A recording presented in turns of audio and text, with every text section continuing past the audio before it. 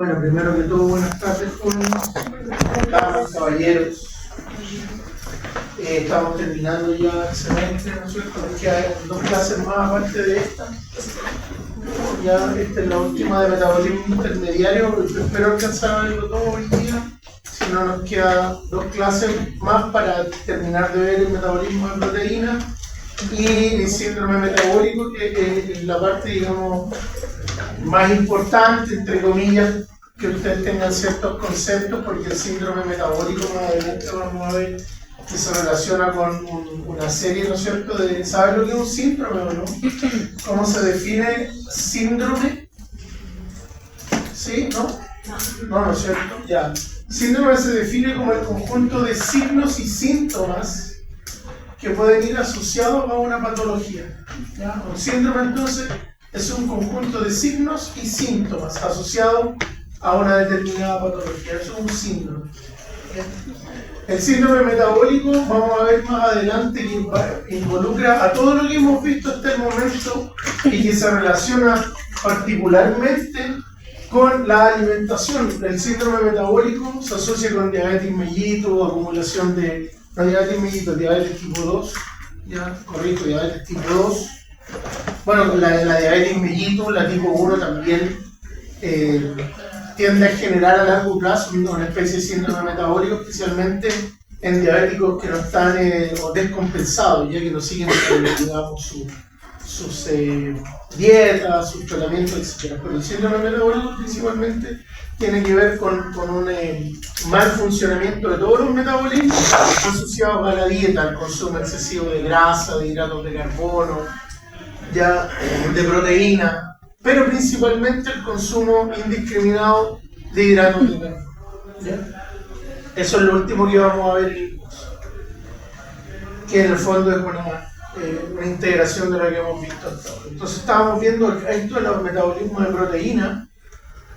La principal función de las proteínas no es, y esto ya creo que lo habíamos empezado a ver, pero no está mal repetirlo, la principal función de las proteínas no es generar energía, no es ser un intermediario metabólico para fabricar ATP, ¿ya? Sino que la principal función es estructural, formar tejido, ¿no es cierto? Digamos, tiene que ver también con la formación de proteínas con actividades catalíticas como las enzimas, otras proteínas que funcionan como hormonas, por ejemplo, y estamos hablando de las señales, etc. Esa es la función de las proteínas de manera, digamos, natural. ¿Ya? Pero en el fondo, claro, sí, en el fondo por eso es que yo les pongo ahí al físico-culturista, porque cuando ustedes hacen ejercicio para obtener masa muscular, ¿no es cierto? Si quieren aumentar la masa muscular, tienen que consumir proteína. Y es una dieta rica en proteína. ¿Ya? Pero nosotros ahora nos vamos a centrar en cuál es la función energética de las proteínas, que en el fondo se va a presentar en situaciones bien particulares. ¿Ya? Ahora, y esto ya también se los comentaba, el ciclo del ácido cítrico es el ciclo de Krebs, pero cuando está visto desde un punto de vista proteico, pues si ustedes se fijan en el esquema, ¿ya? Tengo el succinato, el malato, el citrato, el isocitrato, por ahí entre medio está el oxalacetato, etc., que son parte del ciclo de Krebs. Pero ¿qué es lo que muestra este esquema? Este esquema muestra aminoácidos, que son finalmente a partir de los cuales se va a obtener energía, no de la proteína en general, sino que del aminoácido, que es la estructura, que son los ladrillos de las proteínas. ¿Ya? Por lo tanto, se entiende que primero se tienen que degradar las enzimas, digerir. Ya el proceso de digestión de las proteínas parte en la boca con pepsinas, ¿no es cierto?, linguales, sigue en el estómago con una pepsina resistente a ácido clorhídrico, después una serie de proteasas y pepsinas a nivel del duodeno, ¿no es cierto?, enzimas que son secretadas por el páncreas. ¿Ya? Entonces, finalmente, ¿a partir de qué cosa se obtiene la energía? De los aminoácidos. ¿Dónde están esos aminoácidos? Esos aminoácidos pueden venir de la dieta, si es que, por ejemplo, no sé, estuvieron una semana sin comer y a lo primero que le echaron mano fue a un pedazo de carne. Obviamente esas proteínas que forman la carne no van a ir a formar tejido, sino que se van a utilizar para formar energía, por formar ATP. Entonces lo que se muestra ahí es la entrada de distintos aminoácidos al ciclo de Krebs. Ya, por ejemplo, los aminoácidos arginina, glutamina, histidina y prolina entran al ciclo de Krebs en forma de glutamato. ¿Ya? La isoleucina, la metionina, la treonina, la valina entran al ciclo de Krebs como succinil coenzima A. La fenilalanina y la tirosina entran al ciclo de Krebs, ¿no es cierto?, en la forma de fumarato. Entendamos que para que una fenilalanina o una tirosina se transforme en fumarato tiene que pasar por una serie de modificaciones enzimáticas. Ahora, yo no se las voy a mencionar todas porque en el fondo podríamos hacer una clase de un semestre solamente analizando esto, ¿ya? Las paraginas, el aspartato, las paraginas y el aspartato entran al ciclo de Krebs como oxalacetato, la alanina de nuevo, la cisteína, la glicina, la serina, el triptófano como piruvato. El piruvato se puede transformar en oxalacetato y en acetilcoenzima A y también ingresar al ciclo de Krebs. Acuérdense que la acetilcoenzima A es la que le da el puntapié inicial. La isoleucina, la leucina y el triptófano también entran al ciclo de Krebs en la forma de acetilcoenzima A, o sea, se tienen que transformar en acetilcoenzima A para entrar al ciclo de Krebs. Y la leucina, la glicina, la fenilalanina, el triptófano y la tirosina por otra vía también entran al ciclo de Krebs como acetilcoenzima A, previamente transformándose en acetoacetilcoenzima A. Ya, esto entonces lo que está mostrando es cómo distintos aminoácidos ingresan al ciclo de Krebs. No entran de forma directa, sino que tienen que sufrir modificaciones bioquímicas para poder ingresar. Y esas son las modificaciones que yo les estaba mencionando. O sea, se transforman primero en intermediarios metabólicos del ciclo de Krebs. Cuando uno ve esto, entonces habla del ciclo del ácido cíclico, del ciclo de Krebs visto desde un punto de vista proteico, o más bien dicho, ¿no es cierto?, aminoacídico, porque lo que aparecen ahí son aminoácidos.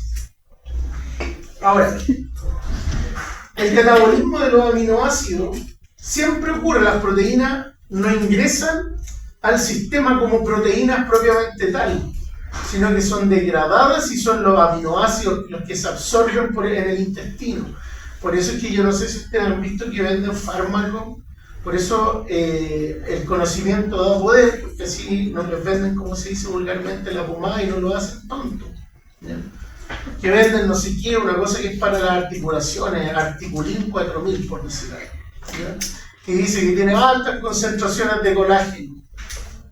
Sí, puede tener colágeno, pero ¿realmente nos sirve ese colágeno? La verdad es que no, porque lo que va a pasar con esa proteína, el colágeno es una proteína, es que se va a degradar en la boca, en el estómago, después en el intestino. Van a ser absorbidos los aminoácidos, y los aminoácidos absorbidos después van a ir a dar a distintos lugares. Dentro de esos lugares, ¿no es cierto?, tenemos una célula que se llaman fibroblastos. Los fibroblastos son las células encargadas de fabricar la matriz extracelular. ¿Ya? El colágeno es una proteína que forma parte importante de la matriz extracelular. Entonces, depende de cuánto colágeno yo coma o depende de cómo están funcionando los fibroblastos. ¿De qué depende que yo tenga buena cantidad de fibrinógeno, por ejemplo, o elastina? ¿De que coma esas proteínas o de que el fibroblasto esté funcionando bien? De que el fibroblasto esté funcionando bien. Lo que sí hacen todos estos suplementos es que entregarían, entre comillas, materia prima que en teoría este fibroblasto podría utilizar de manera más fácil. Pero no es tampoco tan así, ¿ya? Porque además no todas las proteínas tienen el mismo grado de absorción a nivel intestinal. Hay aminoácidos que se absorben mejor, otros peor, etc. Hay también, acuérdense, aminoácidos que son biosintetizados por el cuerpo. Entonces, finalmente lo que nosotros necesitamos son los aminoácidos. ¿Ya? Ahora, los aminoácidos, como todo, tienen una vida útil, ¿ya? Entonces se degradan los aminoácidos. Los aminoácidos, por el hecho de ser aminoácidos muy viejos, las proteínas se degradan por selectud proteica y se reciclan, se terminan reciclando. Entonces, cuando una proteína se degrada en sus aminoácidos y después esos aminoácidos se degradan, pasan dos cosas, ¿ya? Aquí en este esquema lo que se muestra es que ¿de dónde puedo obtener aminoácidos? Los aminoácidos se obtienen principalmente de la dieta, ¿ya? El consumo de proteínas hace que yo tenga más aminoácidos, porque pueden ser que las proteínas están formadas por aminoácidos. ¿Ya? Y de las proteínas intracelulares que se fueron degradando y que fueron envejeciendo, se van destruyendo, se reciclan y de ahí también se obtienen aminoácidos. ¿Ya? Ahora, cuando el aminoácido se degrada, independiente del origen que el aminoácido tenga, exógeno o de las mismas proteínas celulares, ¿ya? Ese aminoácido genera dos compuestos relevantes, que son el amonio, ¿ya? Y un esqueleto carbonado, ¿ya? El amonio es el grupo amino del aminoácido y el esqueleto carbonado corresponde al grupo carboxilo del aminoácido. El grupo carboxilo, ¿ya? Tiende a formar cetoácidos y por lo tanto al formar un cetoácido, como por ejemplo el piruvato, promueve, ¿no es cierto?, al ciclo de Krebs o ciclo del ácido cítrico y se puede generar. Así como en la imagen que les mostré antes, ustedes podían ver que los aminoácidos llegaban al ciclo de Krebs. Es importante tener presente que los aminoácidos o que intermediarios metabólicos del ciclo de Krebs producen aminoácidos. Los aminoácidos esenciales, ¿de dónde vienen? De intermediarios metabólicos del ciclo de Krebs. ¿Ya? Entonces, este esqueleto carbonado del aminoácido puede entrar al ciclo de Krebs con dos utilidades. Una, producir energía o generar aminoácidos, ¿no es cierto?, no esenciales que van a participar en la formación de estructuras proteicas. Por otra parte, se libera ese grupo amino, que en presencia de agua se transforma en amonio, ¿ya? Que tiene varias funciones: biosíntesis de aminoácidos nuevos. ¿Por qué se llaman aminoácidos? Porque tienen el grupo amino, de ahí su nombre. ¿Ok? Nucleótidos. ¿Cuáles son los nucleótidos? La adenina, la citosina, la guanina. ¿Ya? Me faltó uno: adenina, guanina, citosina y timina, gracias. ¿Ya? O amina biológica, que son moléculas pequeñas, son péptidos pequeños que tienen un montón de funciones a nivel del sistema inmune, etc. Ahora, ¿qué pasa? Si yo como exceso de proteínas, ya las proteínas se van a degradar, parte de esas proteínas van a ir a formar tejido, ir a formar estructuras proteicas, otra parte de las proteínas van a ir a generar energía, pero cuando tengo energía en exceso y no voy a ocupar más proteínas, porque eso también es importante, yo por el solo hecho de existir no voy a utilizar grandes cantidades de aminoácidos para generar proteínas nuevas. O sea, no por el solo hecho de comer carne, por ejemplo, me voy a poner más musculoso, tengo que hacer ejercicio. Y se generan una serie de respuestas hormonales del sistema inmune que hacen que finalmente la masa muscular aumente. Ya, pero en condiciones normales, si yo soy bueno para el asado, ¿no es cierto?, y todos los fines de semana me estoy comiendo media vaquilla, me van a sobrar aminoácidos. Ya, la energía que sobra, ¿en qué se ha transformado? En grasa. Ya. Por lo tanto, parte de esa energía se va a transformar en ácido graso, no con la misma velocidad con la que se transforma en ácido graso el exceso de hidratos de carbono, pero van a haber otros aminoácidos que lisa y llanamente no los voy a ocupar para nada y por lo tanto se van a degradar y los tengo que eliminar. Ya, y en ese caso, este grupo amonio que hay acá, esta molécula de amonio, no va a formar ni nuevos aminoácidos, porque va a formar nuevos aminoácidos porque mi sistema en el fondo los necesita. Necesito proteínas.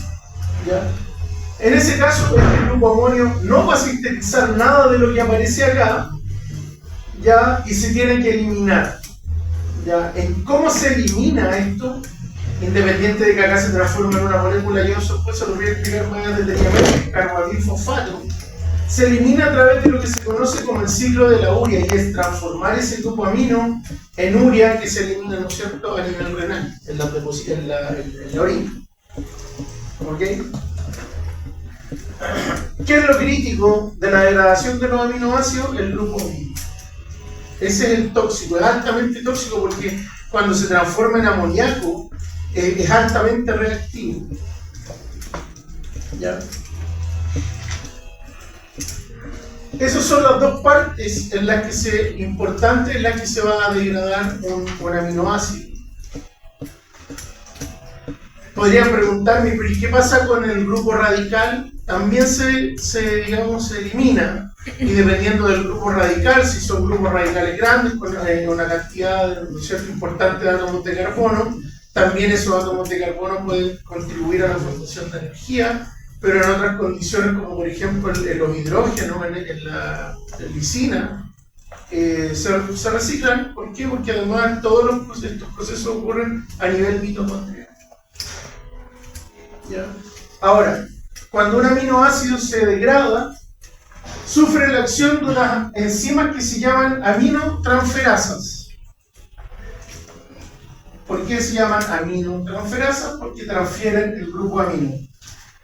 Estas todas tienen nombre, pero hay tantas aminotransferasas o tipos de aminotransferasas como tipos de aminoácidos o como nombres de aminoácidos. Ya hay aminotransferasas de glutamina, de lisina, de alanina, ¿me explico? Hay muchas, no les voy a enseñar todas, no tiene sentido, todas tienen la misma función, la diferencia radica ya en el aminoácido por el cual estas enzimas tienen afinidad. Acuérdense que las enzimas tienen una cierta especificidad, ¿ya? Y en este caso las aminotransferasas, cada una tiene afinidad por su aminoácido correspondiente, ¿ya? ¿Qué hacen? Transfieren el grupo amino desde la molécula dadora. ¿Cuál es la molécula dadora? La que lo dona, que viene siendo el aminoácido, a una molécula receptora. Ejemplo, el alfa-cetoglutarato, que es un intermediario también metabólico del ciclo de Krebs. Otros aminoácidos además también pueden actuar como receptores de ese grupo amino y cuando lo reciben se transforman en otros aminoácidos. ¿Ya? Ejemplo, tenemos la molécula de alfa-cetoglutarato, ¿ya?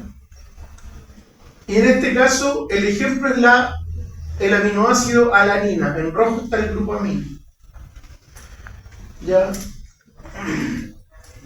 Importante es el cofactor, el piridoxal fosfato. Sin piridoxal fosfato, aquí este cofactor es fundamental. Sin ese cofactor, la enzima no trabaja.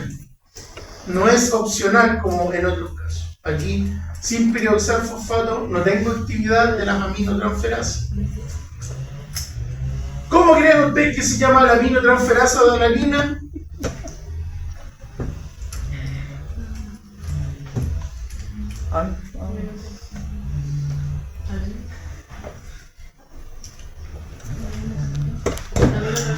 Alanina, aminotransferasa, o alanino, aminotransferasa. ¿Ya? Ahí está la enzima. ¿Ya? El laboratorio, ustedes también lo van a conocer, se conoce como ALAT o ALT. ¿Ya? ALAT o ALT. ¿Ya? Alanino, aminotransferasa. ¿Y por qué es importante? Porque hay dos enzimas, que una es la alanino aminotransferasa y la otra es la aspartato aminotransferasa. Disculpa, Alzheimer. La aspartato aminotransferasa, la ALAT y la SAT, son importantes porque se miden para evaluar función hepática. ¿Ya? La función hepática, uno de los componentes que se miden en lo que se conoce como perfil hepático, son las transaminasas ALAT y ASAT. ¿Ya? Bueno, el alfa-cetoglutarato más la alanina en presencia de la alanino-aminotransferasa transforma al alfa-cetoglutarato, solo porque le agregamos aquí el grupo amino, el glutamato, y la L da lo mismo, glutamato, más un alfa-cetoácido. ¿Ya?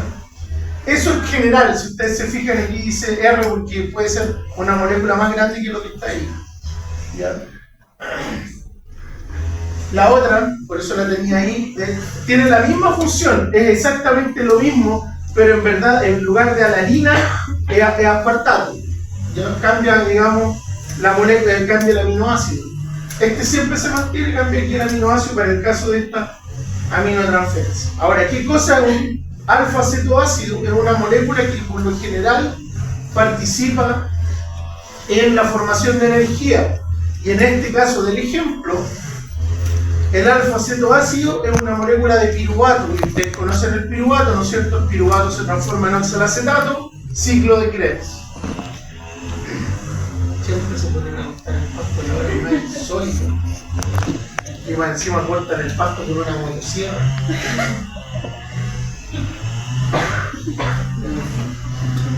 Así es.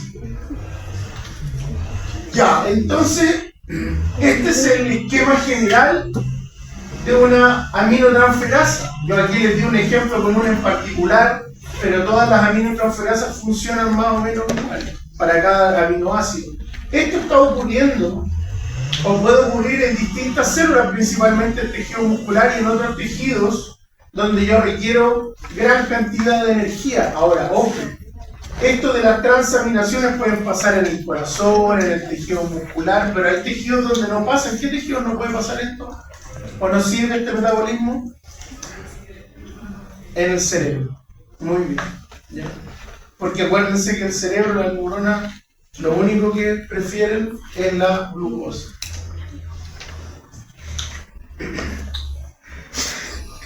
Ahora, todos los tejidos en algún momento degradan sus aminoácidos. ¿Ya? Y el principal órgano encargado de depurar estos grupos amino es el hígado. ¿Ya? El hígado es el más importante. Entonces, cuando un órgano o un tejido como el tejido muscular está degradando proteínas y por ende aminoácidos para, por ejemplo, obtener energía, ¿qué es lo que digamos? Es cuando ocurre, cuando tengo procesos de inanición muy prolongados, cuando estoy sin comer un mes, 2 meses, etc. Por eso es que también, ojo, las dietas largas y prolongadas terminan reduciendo el tejido muscular. ¿Ya? ¿Por qué? Porque si bien prefiere el sistema, primero las azúcares, después los lípidos, no es que se acabaron los lípidos y empiezo a utilizar las proteínas, o en este caso, ¿no es cierto?, que la principal reserva proteica son los músculos, sino que está como aquí la proteína. O sea, todavía me queda grasa, pero antes que deplete por completo las concentraciones de triglicéridos, ¿no es cierto?, los adipocitos, ya empiezo a ocupar las proteínas. Entonces, las dietas estrictas, sin ejercicio, llevan a la pérdida de masa muscular. Si hago ejercicio, se activan factores, lo van a ver en fisiología, que en el fondo evitan que se degrade el músculo. Ahora, es súper importante tener presente que estos grupos amino, cuando se liberan de las células, porque se están destruyendo, incluso las mismas células sufren destrucción. ¿Qué pasa con las proteínas de esas células senescentes que se murieron? Ya, esas proteínas se degradaron y por lo tanto se liberaron los grupos aminos. Tengo que transportar ese grupo amino. El grupo amino jamás está solo, y creo que también ya se lo había comentado, porque se transforma en amoníaco, y el amoníaco es altamente reactivo y tóxico. Lo ocupaban antes para desinfectar los baños porque mata todo. Entonces, la glutamina, que es un aminoácido, es un transportador del grupo amino o del amonio, ¿no es cierto?, en la sangre. ¿Ya? Pero ¿qué cosa es la glutamina? Ya vimos, ¿no es cierto?, en la diapositiva anterior, que yo podía transformar el alfa-acetoglutarato en glutamato por acción de las aminotransferasas. Ya, aquí está ese glutamato. Fíjense usted, ahí está el grupo amino. La glutamina, ya, a diferencia del glutamato, es una molécula muy parecida en su forma, pero transporta 2 grupos amino en lugar de uno. Por eso se dice que es el transportador sanguíneo. Entonces, el glutamato, ya, transporta un grupo amino. ¿Ya? Ahí está el grupo amino. Pero, por acción de la glutamina sintetasa, ya, al principio, pues esto tiene 2 pasadas, se transforma en alfa-glutamilfosfato. O sea, la glutamina sintetasa la adhiere un grupo fosfato al glutamato. ¿Ya? ¿Por qué? Porque con esto es como una moneda, es como un pasaje, es como una entrada, ¿ya? A alguna disco, al cine. ¿Ya? Una vez que esa molécula tiene ese boleto, ¿ya? Sigue transportando hasta ahí todavía un solo grupo amino o un solo amonio o grupo amino, ¿ya? Y de nuevo la glutamina sintetasa, o sea, tiene doble pasada, la enzima pasa 2 veces, ¿ya? En presencia de la glutamil fosfato, o sea, de esta molécula cargada con un grupo fosfato, ¿ya? Fíjense ustedes lo que hace, intercambia el fosfato inorgánico por otro grupo amino o por un amonio, ¿ya? Transformando finalmente la molécula en glutamina, y ahí tenemos un grupo amino y ese es el otro, ¿ya? ¿Dónde vamos a encontrar esta molécula? En la sangre. ¿Para dónde va la glutamina? ¿Cuál es su destino? El hígado. Porque el hígado es el encargado de depurar estos grupos aminos, de encontrar una solución para que estas cosas no queden dando vueltas y se transformen en amoníaco. ¿Ya? Luego en el hígado, por eso dice hígado, pero ¿en qué parte? Principalmente de los hepatocitos, en la mitocondria, la glutaminasa elimina o le extrae un grupo amino a la glutamina, y ese grupo amino después en una cosa que se llama el ciclo de la urea se transforma en urea. Pero ¿qué va a pasar con la glutamina? Se vuelve a transformar en glutamato, y ese glutamato se puede transformar en alfa-cetoglutarato y por lo tanto darle origen de nuevo al ciclo de Krebs, o quedar como glutamato y tener la misma función que tenía antes de transformarse en glutamina y recibir otro grupo amino, ¿ya? Glutamato, un grupo amino, ya glutamina 2, transporta 2, ¿ya? Como les decía, la glutamina viaja hasta el hígado, porque el hígado es donde se depura ese grupo amino, ¿ya? Entonces tengo una molécula de glutamato en presencia de agua por la glutamato deshidrogenasa, que además requiere NAD oxidado para transformarse en NAD fosfato reducido. Entonces NAD fosfato oxidado, NAD fosfato reducido, ¿ya? GTP inhibe a la glutamato deshidrogenasa y ADP la estimula. ¿Por qué? GTP, ¿qué significaría si tengo exceso de GTP? ¿Dónde se produce el GTP? ¿En qué ciclo?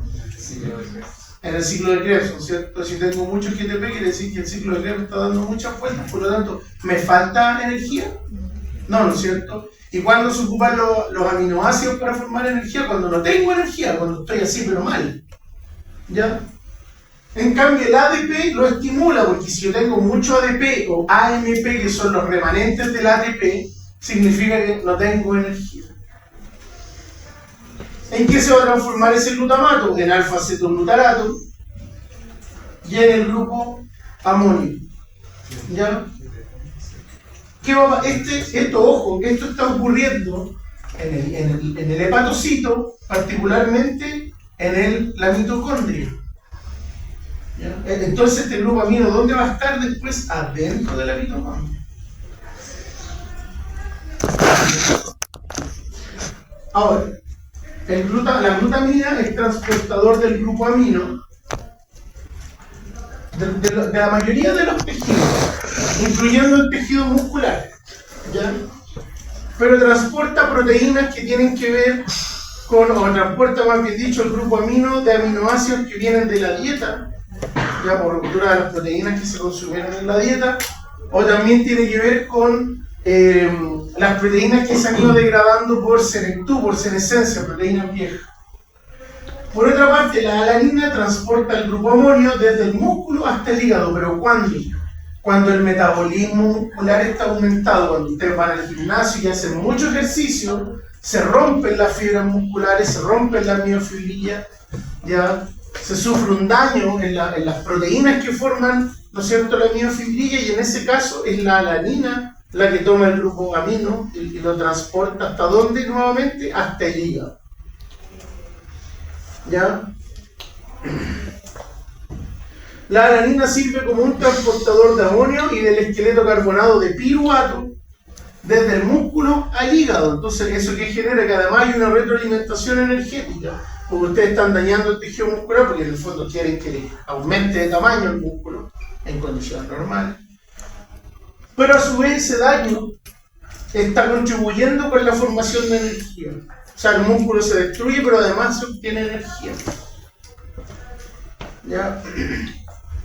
Es muy parecido a lo que ocurre con la glutamina, pero la diferencia principal, también aparece el alfa-cetoglutarato, el glutamato, ¿se fijan? Pero aquí hay una diferencia principal, y es que la alanina, a diferencia de la glutamina, solo transporta un grupo amino, no dos como en la glutamina. Ya, ambos transportes, tanto el de glutamina como el de alanina, son transportes sanguíneos. La glutamina de cualquier parte del cuerpo, porque obtiene ese grupo amino de cualquier proteína que se esté degradando en cualquier conjunto de células, mientras que la alanina también es un transportador sanguíneo, pero obtiene ese grupo amino desde el metabolismo muscular, desde la ruptura muscular. ¿Ya? Ahora, ¿qué es lo que ocurre? Dice, el amonio es excretado y el piruvato se utilizaron para producir glucosa, ¿no es cierto?, en los procesos gluconeogénicos. Siempre parte de la energía y de los intermediarios metabólicos en condiciones de inanición. Una parte van al ciclo de Krebs para fabricar ATP, pero hay otra parte que va a la gluconeogénesis para suministrarle glucosa a estos tejidos que solo funcionan con glucosa, como el cerebro, ¿no es cierto?, la cápsula renal y otros. Entonces, los grupos aminos con los que el ser humano tiene que trabajar y se los tiene que, digamos, ver fisiológicamente, la primera fuente son los aminoácidos generados por la ingesta de proteínas. ¿Ya? Además de proteínas celulares que están degradándose. Otra fuente es la alanina del metabolismo muscular en serio, en el fondo, del metabolismo que se produce cuando se hace trabajar el músculo. Y la glutamina, que es del metabolismo celular en general, o sea, de la destrucción de proteínas y de aminoácidos por el metabolismo propio de una célula, incluyendo el tejido muscular, pero en condiciones de reposo. ¿Y qué pasa con todos esos grupos de aminos amonio? Se transforman en el hepatocito. Ahí dice hígado, pero entiendan que los que llevan a cabo las funciones a nivel, ¿no es cierto?, molecular y bioquímico son las células. Aquí en lugar de decir hígado, ¿no es cierto?, debería decir hepatocito, porque es dentro de la célula, no en el órgano en su conjunto. Luego entonces, todos estos grupos aminos que se transformaron en glutamina, en alfa-cetoglutarato, ahí quedó el cetoácido que puede ser el piruvato, eso aquí estamos dentro también de la mitocondria, va a generar energía. ¿Ya? Se transforman en amonio, urea o ácido úrico. El amonio es altamente reactivo y lo poco que se alcanza a formar y que no sea transformado en urea o en ácido úrico se elimina por la respiración, así como los cuerpos cetónicos. El resto debería transformarse sí o sí en urea o en ácido úrico. ¿Ya? Ahora, ahí está la diferencia entre las fórmulas químicas. NH3 amoníaco, NH4 es el ion amonio y es ion de carga positiva, y el NH2 se llama ion amida y es de carga negativa. Todo eso es prácticamente lo mismo, van cambiando de valencia según, ¿no es cierto?, el compuesto al que se van uniendo. Ahora, formas en las que se excreta el nitrógeno. Eso va a depender de los animales y del individuo. Quienes eliminan solo amonio son los animales que se conocen como amoniotélicos, y ahí que están los vertebrados acuáticos. Ojo, no son los peces, siempre. Hay unos peces que se llaman teleostios, que son, ¿conocen las carpas? Sí. Ya son unos pescados así, peces grandes, duros, que no se comen de hecho, pero son súper grandes y son durísimos. Esos peces se llaman teleostios porque a diferencia de los que uno come en la casa, el puré, qué sé yo, el salmón, la reineta, su espina y su tejido, ¿no es cierto?, tiene un nombre que se me olvidó, que es el que cubre la cabeza, es casi como si fuera hueso, por eso se llaman teleostios. ¿Ya? Y las larvas de los anfibios, una larva, ¿saben? A ver, aquí que me nombra una larva de anfibio. ¿No? ¿Qué anfibio conocen? Los sapos. Ya, ¿y cuáles son las larvas de los sapos? Los renacuajos. ¿Ah?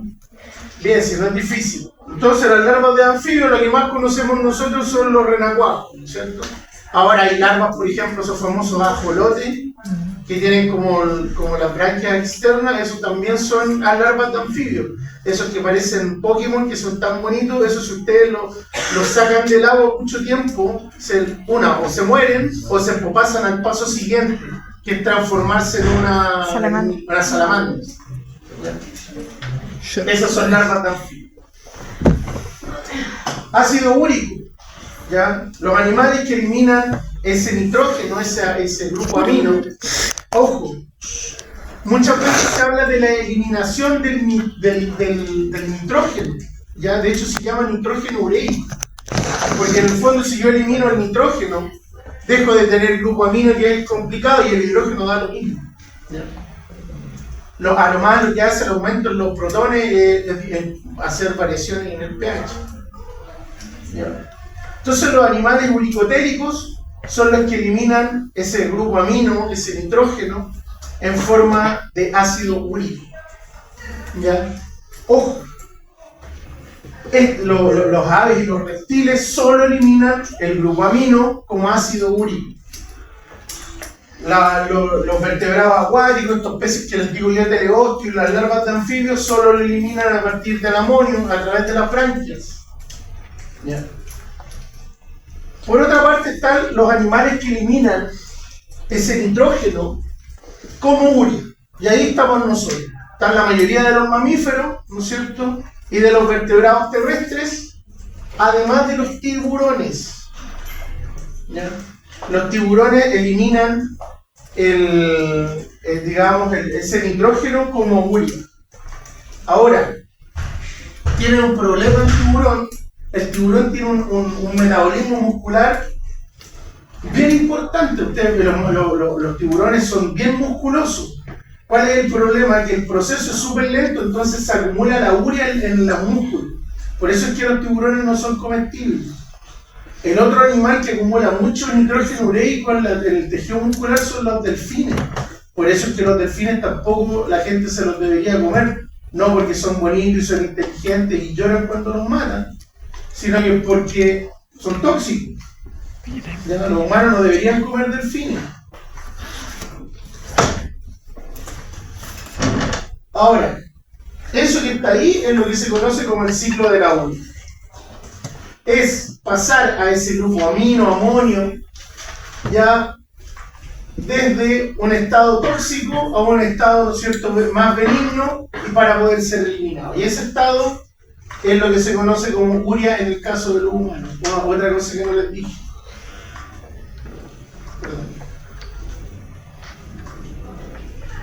Nosotros somos principalmente ureotéricos, pero además somos uricotéricos, pero en una medida, en una proporción muy pequeña. Se dice que el humano es ureotérico porque el 99% de la eliminación de ese nitrógeno es por la formación de urea. Pero existe un porcentaje mínimo, ¿no es cierto?, en el que eliminamos ese nitrógeno como ácido úrico, de ahí que aparezca gente, ¿no es cierto?, con esta patología que se llama la famosa UNA, que es acumulación de ácido úrico en las articulaciones con una reacción inflamatoria. Ahora, todas esas moléculas transportadoras, la glutamina, la alanina, se dirigen hacia el hígado y en el interior del hepatocito liberan al glutamido. Particularmente en el interior de la mitocondria, porque ahí es donde ocurren estos fenómenos. Donde se lleva a cabo la liberación y donde se encuentra la aminotransferasa en la mitocondria. ¿Ya? Son enzimas, si bien hay aminotransferasas mitocondriales, también existen aminotransferasas citoplasmáticas, pero las que generan el cambio para poder metabolizar el grupo amino son mitocondriales. Ya, entonces la alanina y la glutamina en el fondo liberan al grupo amino en el interior de la mitocondria. Dentro de la mitocondria, ese grupo amino se une a una molécula de la cual eso se llama bicarbonato más ATP. La unión del bicarbonato más el grupo amino más ATP por acción de la carboamilfosfato sintetasa 1 genera carbamilfosfato. ¿Ya? ¿Qué cosa es la N-acetilglutamato? ¿Por qué sale un símbolo positivo ahí? Porque esta molécula, que es un intermediario metabólico, actúa como un estimulador. ¿Se acuerdan que en inmunología vimos que había moléculas que estimulaban la respuesta inmune y otras que la inhibían? Estaban los inhibidores y los potenciadores. Bueno, el N-acetilglutamato es un potenciador de esta enzima. ¿Ya? Y mejora la conversión del bicarbonato más el ATP más el amonio en carbamilfosfato. Ese carbamilfosfato, por acción de la ornitina transcarbamoilasa, aquí vienen los trabalenguas, ya, el carbamoilfosfato, por acción de la ornitina transcarbamoilasa, se transforma en citrulina. Pero para eso necesita de este aminoácido que se llama ornitina. ¿Ya? Entonces la ornitina más carbamoilfosfato, en presencia de esta enzima que no la quiero volver a mencionar, se transforma en citrulina. ¿Ya? La citrulina es una molécula bien pequeña y es inocua porque está transportando. ¿Cuál es la idea? De que no queden enlaces libres aquí. Porque la interacción finalmente se produce cuando yo me quedo con electrones capaces de ser donados. Y eso hace que la molécula en el fondo esté interactuando con otras moléculas. A continuación, la citrulina sale de la mitocondria, ¿ya? Y el ciclo de la urea sigue ahora a nivel citoplasmático. ¿Ya? Aquí tengo otro intermediario metabólico del ciclo de Krebs, el aspartato. ¿Ya? El aspartato tiene un grupo NH2 más la citrulina en presencia de argininosuccinato sintetasa forma argininosuccinato. Ese argininosuccinato, ¿ya? Por acción de la argininosuccinasa forma fumarato. El fumarato formaría parte de ¿qué molécula? Fumarato. ¿Dónde vimos? ¿No se acuerdan? O sea, sí lo vimos, pero no. Saben que lo vieron, pero no se acuerdan. El ciclo de Krebs. Sí, porque O sea, sí. forma parte de, ¿cómo se llama ese intermediario metabólico? Que mueve también a la cadena transportadora de electrones.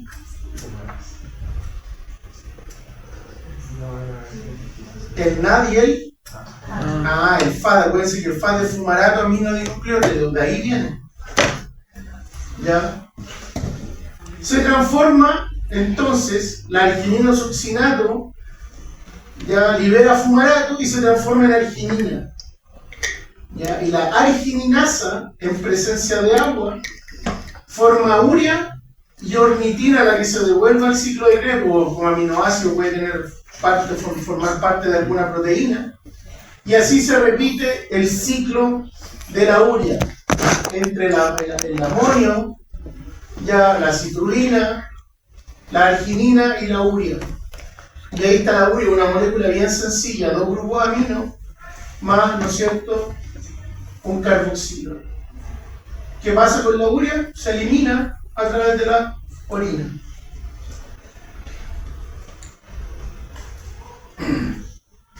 Ahora, todos los aminoácidos tienen sus metabolismos, ¿ya?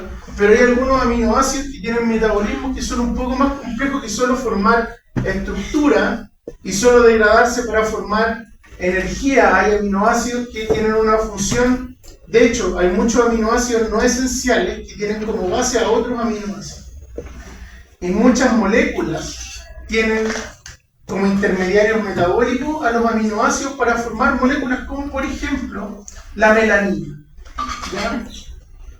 La melanina, ¿okay?, tiene como precursor a la tirosina.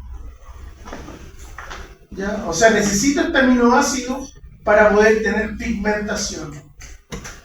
Pero si por A o C motivo tengo una deficiencia en la tirosina 3 monooxigenasa, que también se conoce como tirosinasa o tiroquinasa, ya no transformo la tirosina en melanina y por lo tanto carezco de pigmentación. Y eso se conoce como albinismo. El albinismo es una enfermedad metabólica, es genética, pero tiene que ver con un metabolismo. ¿El metabolismo de qué? De la tirosina. Tenemos otras patologías también como la alcaptonuria, ya, y la fenilcetonuria. La fenilcetonuria es la incapacidad del organismo para transformar la fenilalanina en tirosina. O sea, fíjense que hay dos aminoácidos. La tirosina es un aminoácido y la fenilalanina es otro. Pero parte de la tirosina es producto del metabolismo de la fenilalanina. ¿Ya? Si hay un defecto en la fenilalanina hidroxilasa, la fenilalanina no se transforma en tirosina y genera la fenilcetonuria, que es acumulación del aminoácido fenilalanina, que produce retardo cognitivo. ¿Ya? La alcaptonuria tiene esa característica, acumulación, ¿no es cierto?, del aminoácido en la piel y en las articulaciones con la producción de una reacción inflamatoria, porque como esos son pigmentos que no deben existir en las articulaciones, o sea, imagínense la cantidad de acumulación, ¿no es cierto?, ya de tirosina, porque la alcaptonuria se genera por acumulación del aminoácido tirosina. Ya, ¿qué pasa? Si yo tengo mucha tirosina acumulada, pero mi mecanismo para transformar la tirosina en melanina funciona, tengo más pigmentación. Eso, miren cómo se ven las articulaciones de negra. Imagínense la cantidad de melanina que se produce, por eso que se ve ese color, que la articulación es la negra, no la piel. Aquí sí, pero aquí es la articulación y se ve desde afuera que la articulación está de color negro. Por otra parte tenemos la fenilcetonuria, que es crítica porque todo tiene fenilalanina. Todo tiene fenilalanina, empezando con la leche materna. ¿Ya? Entonces es importante que el diagnóstico de esta patología se haga apenas nacen los niños, los bebés. Y eso existe porque se hace un panel neonatal, se llama, donde se miden varias cosas. Dentro de esas mediciones está a ver si la fenilalanina hidroxilasa está presente en el metabolismo de ese recién nacido. ¿Ya? Como yo les comentaba, ¿qué es lo que ocurre? No transforma la fenilalanina en tirosina, se acumula la fenilalanina que se deposita ya en el sistema nervioso central.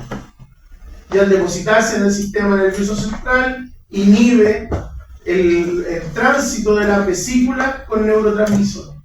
Y ustedes ya saben, y yo les he contado, que las neuronas, cuando no tienen conexión entre ellas, se mueren. ¿Ya? O sea, el pensar es importante. Si yo no pienso, mis neuronas no se unen, y si no se unen, se mueren. ¿Ya? Cuando uno ve el metabolismo de las proteínas, ya vimos la parte de la degradación de los aminoácidos, entonces, que tiene que ver, ¿no es cierto?, con la formación de energía. Eso fue lo que más le dimos importancia en esta parte del curso. Pero uno, cuando ve también las proteínas, tiene que atender al metabolismo de un grupo proteico bien particular que se llama el grupo M. El grupo M ya es parte de proteínas súper importante, y la deficiencia en su formación conlleva, ¿no es cierto?, patología, y la deficiencia en su eliminación también conlleva a patología. Ya. Ahora, el metabolismo del grupo M también se conoce como metabolismo de las porfirinas, así se llaman ese grupo químico, porfirinas. ¿Ya? El conocimiento de la bioquímica de las porfirinas y del grupo M es básico para la comprensión de funciones hemoproteicas, patologías como las porfirias, enfermedades causadas por anormalidades en la biosíntesis del grupo M de las porfirinas, ya, y manifestaciones clínicas como la ictericia, elevación de la bilirrubina en el plasma. Por eso puse a Marge Simpson ahí, porque los Simpsons son todos, ¿no es cierto?, problemas con personas o individuos con problemas hepáticos, por eso son amarillos. Ya, la ictericia es cuando uno adquiere un color amarillento en la piel, que voy a contar de qué se trata. Ya. Ahora, este grupo de moléculas se conocen también como metaloporfirinas, porque tienen una particularidad y es que tienen un centro activo en donde se asocian con un ion metálico. ¿Ya? Las porfirinas entonces son compuestos cíclicos porque están formados por ciclos, ya, por la unión de 4 anillos pirrólicos enlazados por puentes metilo. Ese grupo HC se conoce como metilo. ¿Ya? Ahí tenemos la porfirina, ahí están los 1, 2, 3, 4, que son estos de aquí, ya grupos metilos, y acá está el pirrol, que es la base de las porfirinas. Ya el grupo pirrólico, estos de aquí son los grupos pirrólicos, ya son la base de las porfirinas. Ahora, hay una molécula que es el grupo M, que es el que tiene que ver, ¿no es cierto?, con la hemoglobina, ya, que es una porfirina y tiene como principal característica tener un ion metálico, que en este caso, ¿no es cierto?, es el hierro. Todos los compuestos que transportan moléculas con carga siempre tienen asociadas a su estructura iones metálicos como la plata, el cobre, el zinc, en este caso el hierro. ¿Ya? Una propiedad característica de las porfirinas es la de formar complejos con iones metálicos, en este caso el hierro. Hay otras porfirinas que tienen otros iones metálicos como el zinc, pero en este caso nos vamos a centrar en estas que tienen como iones metálicos al hierro. ¿Ya? Eso es lo más importante. Los pirroles, que son los que le dan el origen, estos son los anillos pirrólicos, más se llama elemento de coordinación a ese hierro. Para ello emplea los átomos de nitrógeno de los anillos pirrólicos. Entonces aquí importante son esos átomos de nitrógeno porque finalmente son los que establecen la unión con ese ion de tipo metálico. ¿Ya? Ejemplo son las ferroporfirinas como el grupo M. Y el grupo M es parte de la molécula de hemoglobina. La hemoglobina es una proteína. ¿Ya? También tenemos una porfirina que contiene magnesio en la clorofila. Nosotros la verdad es que no nos interesa mucho eso, no somos agrónomos, pero para que lo sepan, hay una porfirina que en lugar de hierro tiene magnesio y es, ¿no es cierto?, la clorofila. Ahora, ejemplos de ferroporfirinas como el grupo M de la hemoglobina, ejemplos son las ferroporfirinas tales como el grupo M. Esto es la hemoglobina. La hemoglobina es una proteína, ¿no es cierto?, tetramérica porque tiene 4 subunidades, 2 alfa y 2 beta, y esto que está aquí en el interior es el grupo M. ¿Ya? Eso de ahí es el grupo M y es donde se unen tanto los átomos de oxígeno como las moléculas de dióxido de carbono. Ya cada una de las subunidades se llama globina o hemoglobina. Ahora, hay otras globinas aparte de la hemoglobina, ¿ya? Pero en este caso del ejemplo es la hemoglobina. En la naturaleza las metaloporfirinas se encuentran unidas a proteínas para formar muchos compuestos, como la hemoglobina. ¿Ya? Algunos ejemplos: la hemoglobina, su metaloporfirina es el grupo M, y su función, ustedes la conocen muy bien, es el transporte y el intercambio entre el CO2 y el oxígeno. Otra metaloporfirina importante es la mioglobina, que es la proteína, ¿no es cierto?, que forma parte de la miofibrilla y participa, ¿no es cierto?, en la contracción muscular de vertebrados.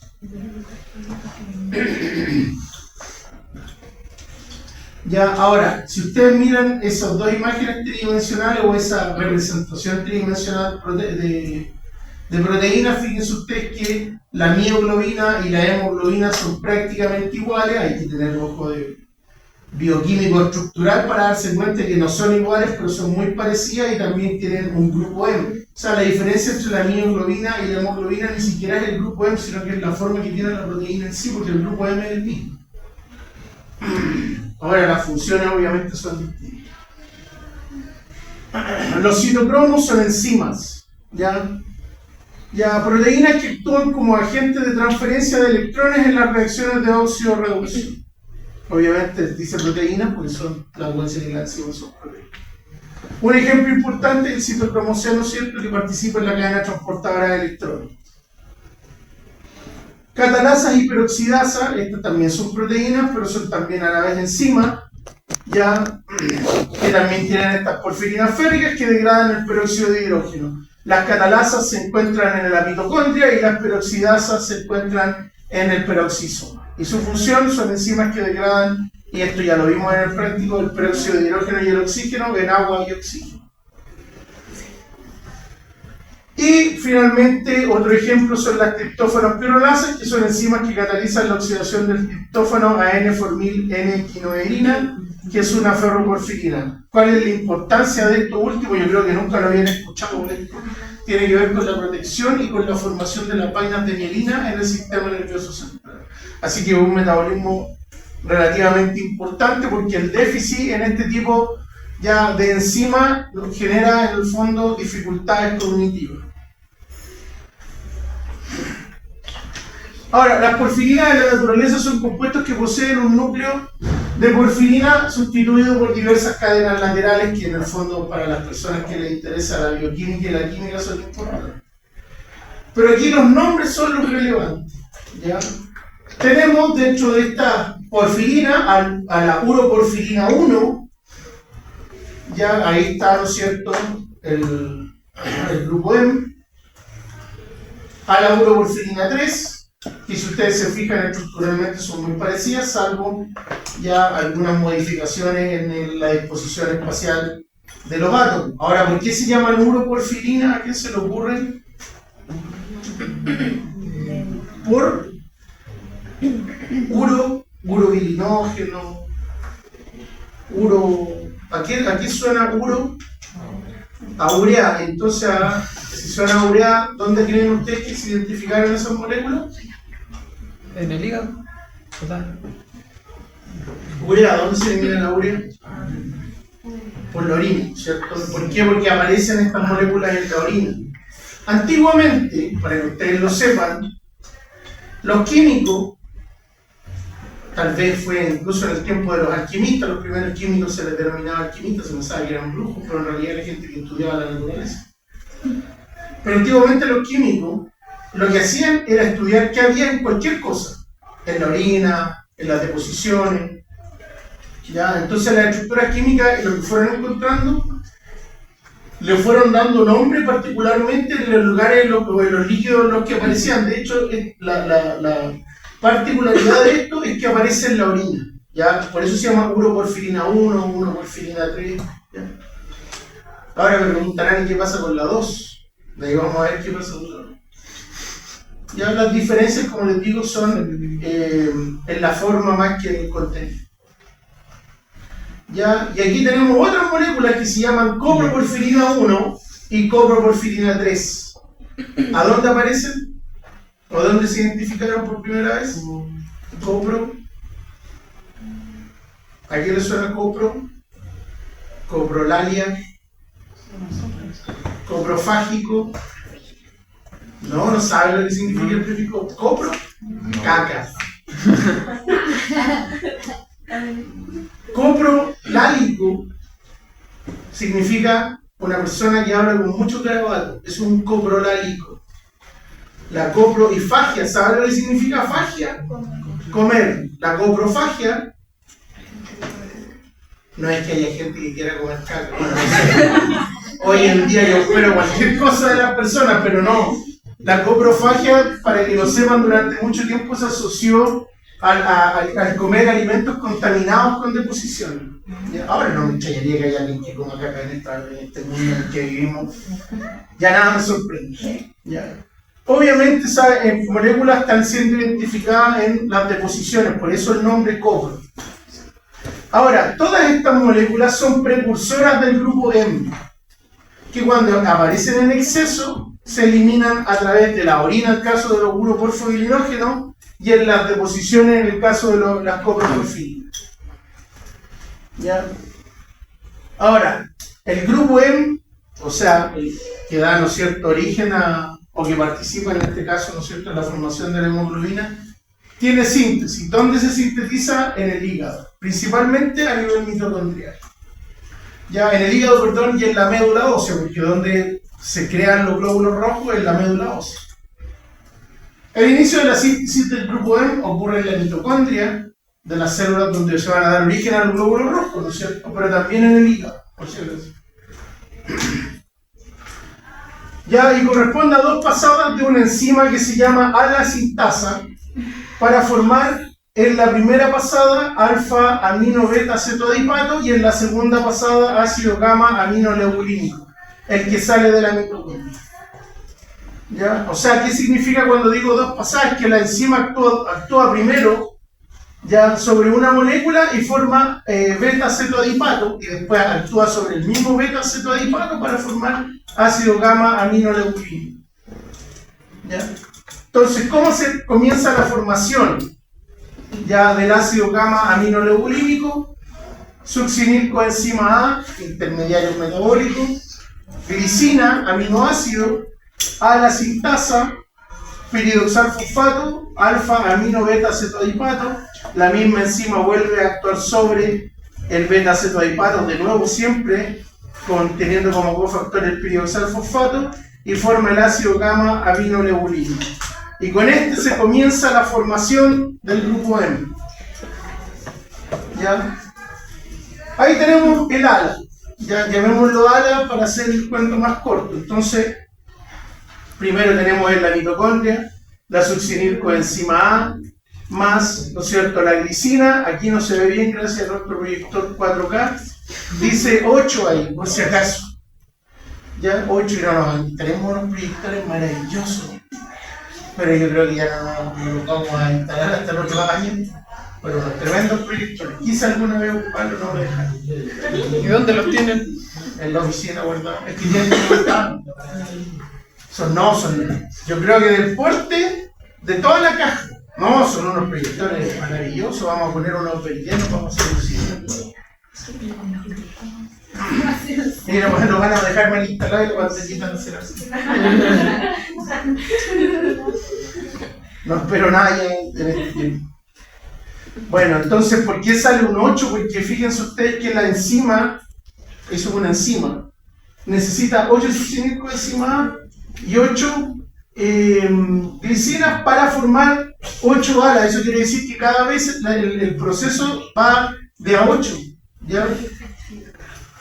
¿Cómo se llama la enzima? Ala-sintasa, no sintetasa, sintasa. ¿Ya? Requiere de piridoxal-fosfato, que es lo mismo que la vitamina B6. Ustedes si se han puesto atención, han visto que el piridoxal-fosfato participa en varios procesos metabólicos.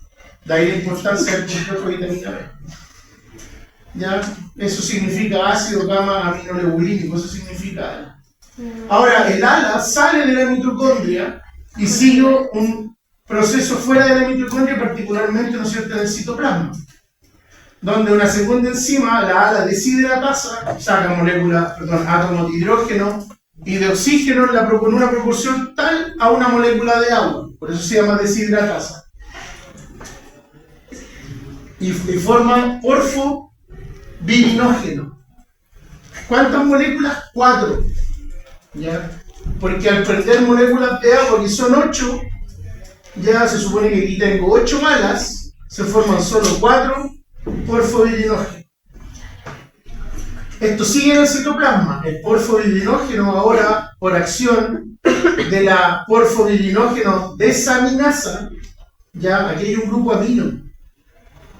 Le va a extraer ese grupo amino, pero ojo, en presencia de agua. ¿Qué va a pasar con este grupo amino? Lo que vimos antes, ¿no es cierto? Va a venir una enzima, por ejemplo, perdón, un aminoácido como la glutamina o la alanina y lo va a capturar para transportarlo al hígado. ¿Ya? Ocurre lo contrario al paso anterior, ya que en este punto se requiere de la presencia de agua, o sea, deshidratamos para formar el porfobilinógeno, se deshidratan las moléculas, ¿ya? Y para formar el hidroximetilvilano se hidrata la molécula. Esto está pasando todo en el citoplasma. Ahora, el hidroximetilvilano, este de aquí, puede tomar varios caminos, en realidad dos caminos. Ya veis el hidroximetilvilano, ya por acción de la uroporfobilinógeno 3 sintasa, forma uroporfobilinógeno 3. ¿Ya? O sea, el nombre de la enzima dice lo que la enzima va a hacer. Ya, entonces el hidroximetilvilano, por acción de la uroporfobilinógeno 3 sintasa, se va a transformar en uroporfobilinógeno 3. ¿Ya? Pero ojo, que además el hidroximetilvilano, por generación espontánea, se transforma en uroporfobilinógeno 1. Eso es espontáneo, aquí no hay actividad enzimática. Solo por estar en medio acuoso pasa de hidroximetilvilano a uroporfobilinógeno 1. ¿Qué significa esto? Que si yo tengo una deficiencia en esta enzima, toda la conversión del hidroximetilvilano va a ir a uroporfobilinógeno 1 y eso va a significar que esto va a aparecer de manera elevada en la orina. O sea, que se llama uroporfobilinógeno 1 en la orina. ¿Ya? Ahora, si la cosa está bien, el uroporfobilinógeno 3, por acción de la uroporfobilinógeno descarboxilasa, se generan 4 moléculas de CO2, se convierte en coproporfobilinógeno 3. ¿Ya? Pero ojo, que el uroporfobilinógeno 1, también esta enzima tiene actividad sobre esta molécula, o sea, tiene tanto actividad por esta y por esta. Se va a formar a partir del uroporfobilinógeno 1, coproporfobilinógeno 1. Dentro del mismo proceso. Ahora, ¿de qué depende que tú tengas más de eso que de esto? ¿Cómo está funcionando esta enzima? Porque si esta enzima, tengo una cantidad suficiente de esta enzima, todo el hidroximetilvilano va a seguir este camino. ¿Ya? Pero si no tengo suficiente de esta enzima, como por generación espontánea, esto se transforma en en uroporfobilinógeno 1, seguiría este otro camino. ¿Ya? ¿Y dónde desemboca este camino? En uroporfobilinógeno 1, y después esta enzima, que es la segunda, transforma esto en coproporfobilinógeno 1. Por acá es como que sigue este otro camino. ¿Qué va a pasar con este y con el otro? Que se eliminan porque no me sirven para fabricar grupo M. Esas son las moléculas que sirven para el grupo M. Estas de acá no, y se eliminan, por lo tanto, en la orina y en las deposiciones. ¿Ya? Ahora, el coproporfobilinógeno 3, que es el que nos interesa, ingresa a la mitocondria de nuevo. ¿Ya? Entonces el coproporfobilinógeno 3 entra a la mitocondria y la enzima coproporfobilinógeno oxidasa genera protoporfobilinógeno 9, el que a su vez, por acción de la enzima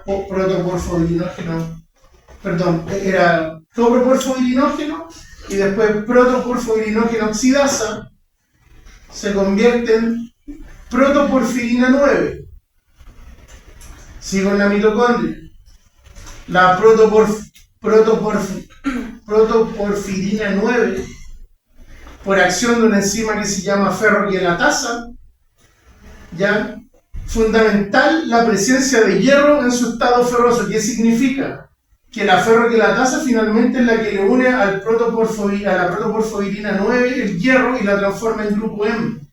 Pero si no hay hierro, no tengo grupo M. Ojo, y si no hay grupo M, no se forma hemoglobina. La hemoglobina, la formación de hemoglobina en la médula ósea es dependiente del grupo M, ¿ya? Porque se activan unos receptores en las células que dan origen a los glóbulos rojos, que es una línea que se llama mieloide. Pero si en la línea mieloide no hay el grupo M, no se activan las señales y por lo tanto no hay formación de hemoglobina y ahí empiezan a formarse entonces estos glóbulos rojos de los anémicos.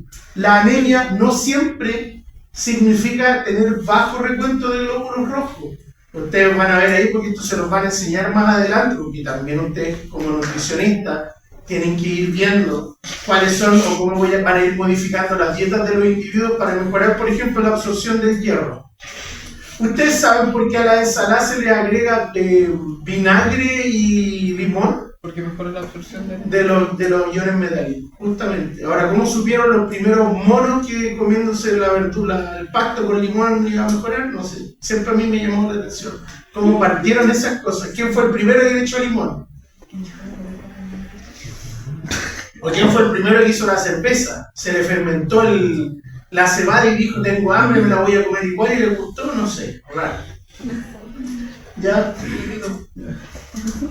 Y el grupo M finalmente es el que va a dar origen entonces a la hemoglobina, ¿no es cierto? Es parte de la hemoglobina. Esa es la formación del grupo M. Ahora, todas las enzimas son proteínas, y como todas las enzimas son proteínas, están codificadas en el DNA. Al estar codificadas en el DNA, son susceptibles de sufrir mutaciones, y eso significa que son susceptibles de tener problemas a la hora de metabolizar el grupo M. Ya, ese es el resumen de todo el lema. Profe, ¿y qué pasa si llega al paso final y no hay hierro?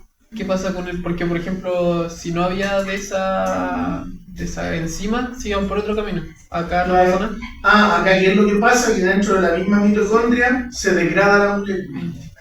Entonces se vuelve como a reciclar y está todo el rato esperando, se transforma de nuevo en ala y así. Empieza como a dar vueltas sin formarse el grupo M.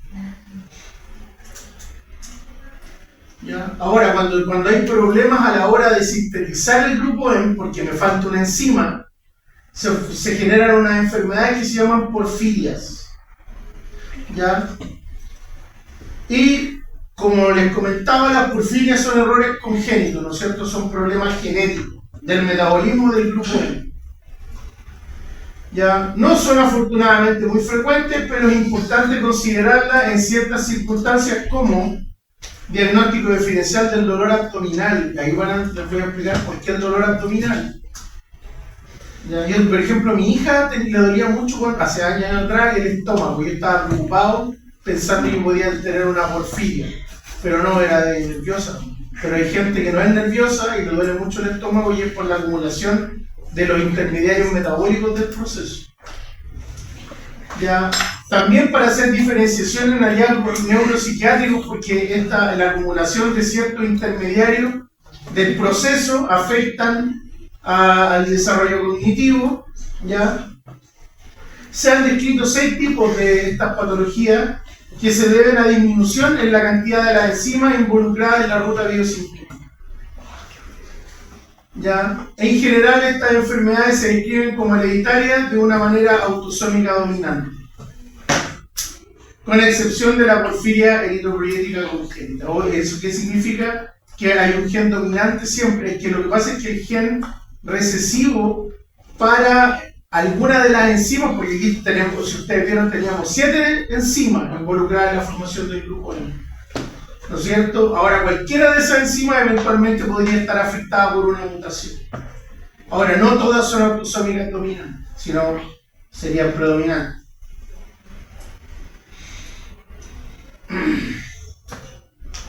Ahora, como en el caso de muchos errores congénitos, o sea, en el DNA y que se transmiten a la descendencia, ¿no es cierto?, los signos y síntomas clínicos en personas con estas patologías se deben a la deficiencia de productos metabólicos delante del bloqueo enzimático o acumulación de metabolitos atrás del bloqueo enzimático.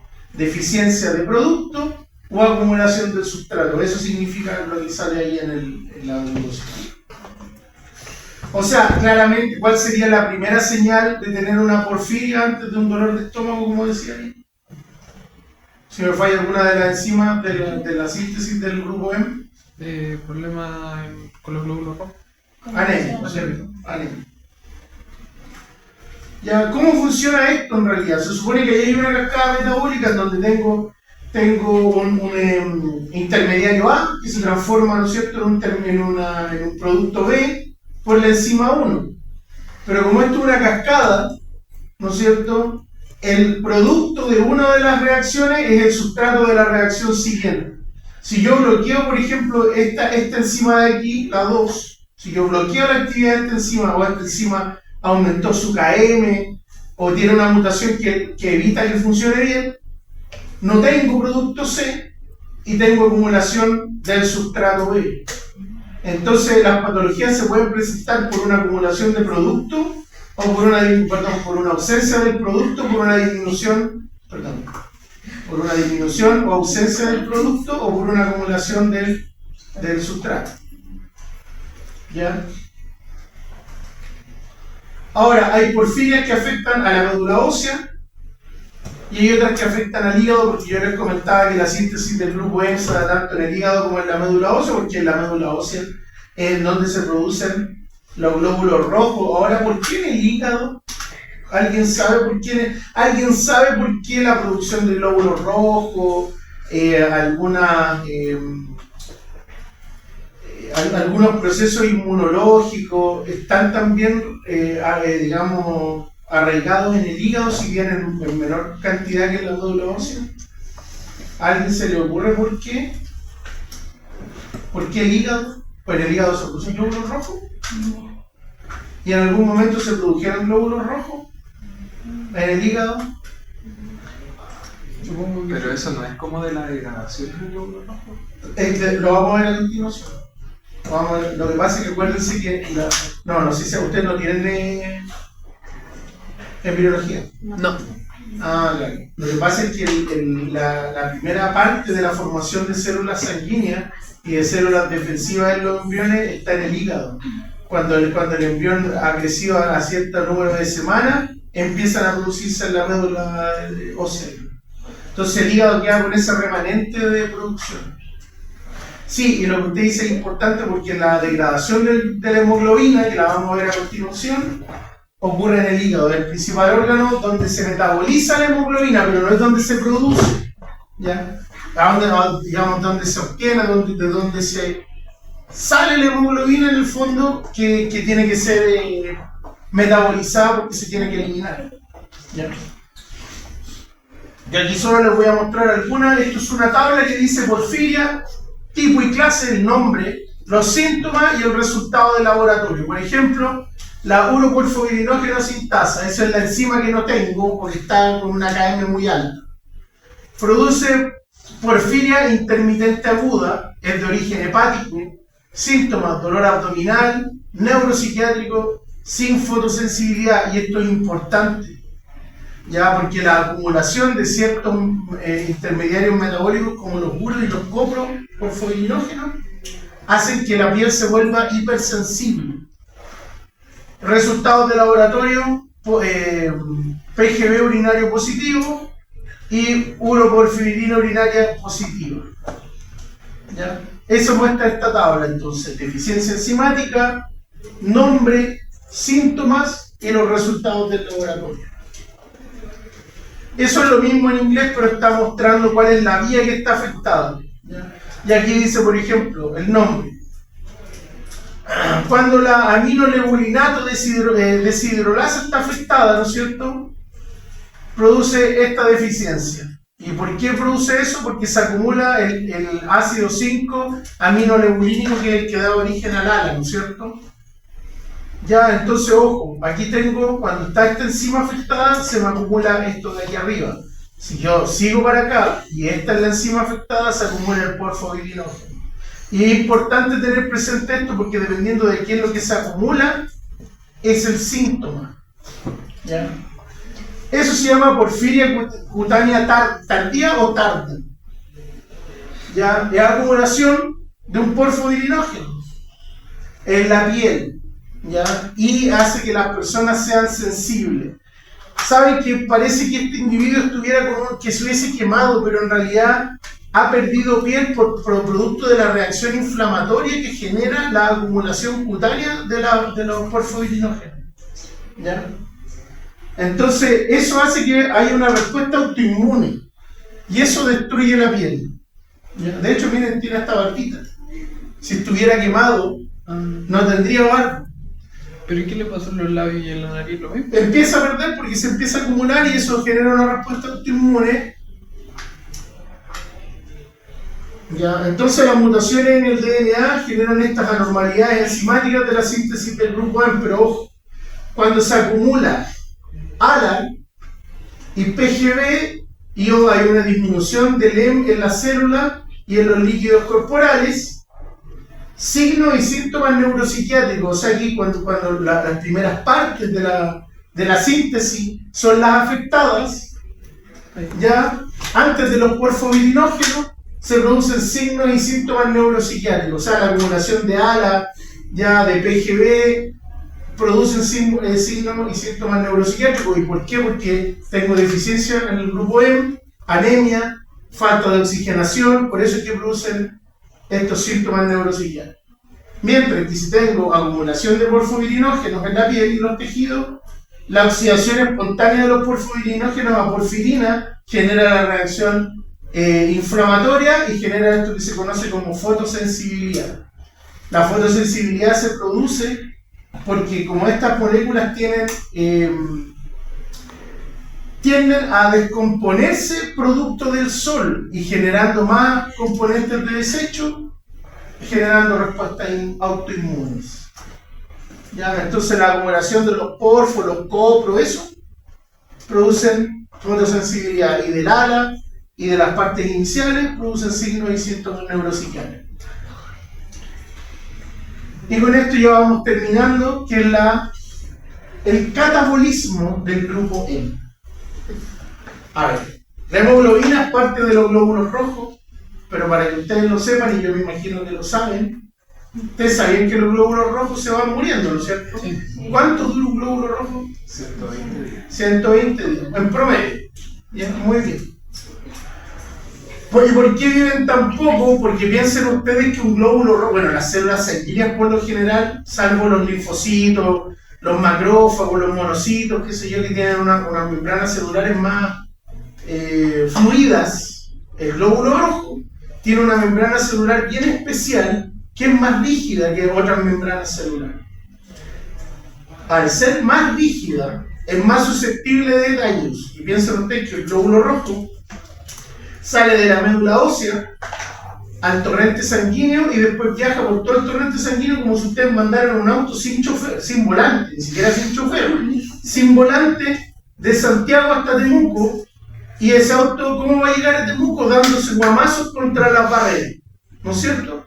Va a ir para allá. A lo mejor va a seguir a andar, pero ¿cómo va a llegar a Temuco ese pobre auto? Todo destruido, ¿no es cierto? Si el auto fuera de goma, iría rebotando, no le pasaría nada, que es el caso de las otras células que hay en la sangre.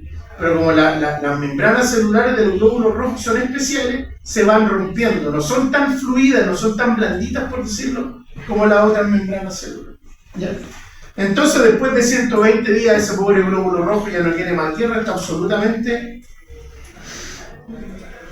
destruido y se ablanda. Ya, la membrana del glóbulo rojo se vuelve como un moco. Entonces hay un sistema que se ubica en este órgano que nadie conoce, que todo el mundo vilipendea, que es el vaso, nadie sabe para qué sirve, ya lo miran a huevo, pero el vaso es súper importante en la respuesta inmune y en la formación y en la transformación que van sufriendo las células de la respuesta. Pero además metaboliza los glóbulos rojos, tiene como un filtro, ¿ya? Está lleno de vasos sanguíneos fenestrados. ¿Han visto eso en histología o no?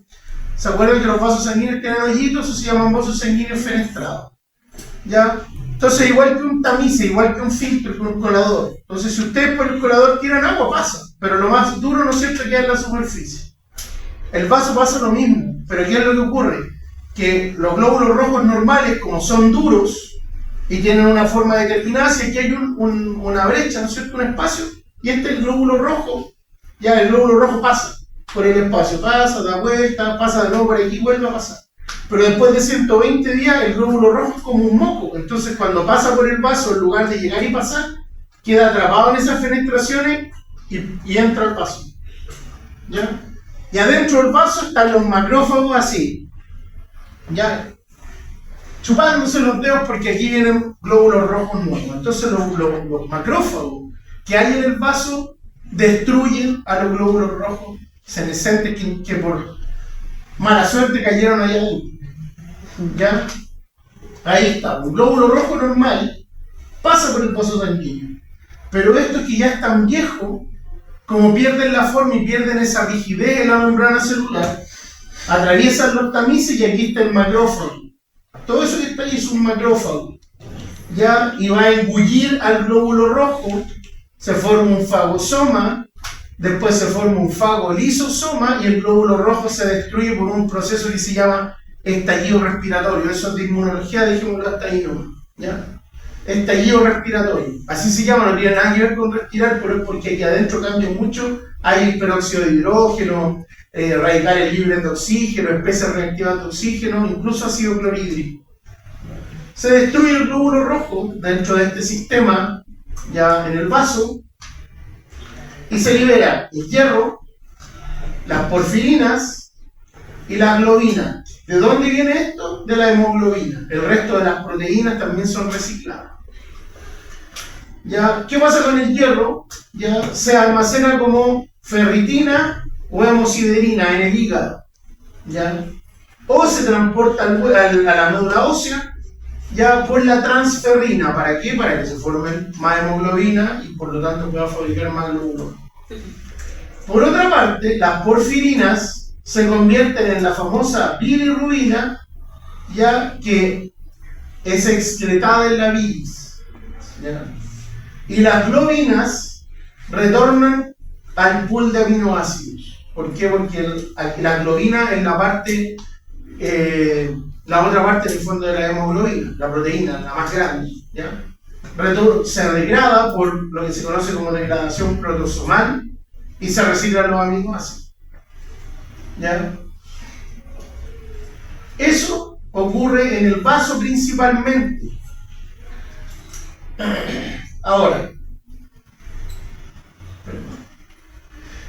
todo ese conjunto de reacciones se conocen como hemooxigenasas, o sea, la destrucción del grupo de la hemoglobina está llevada a cabo por un complejo enzimático que se llama el complejo de las hemooxigenasas.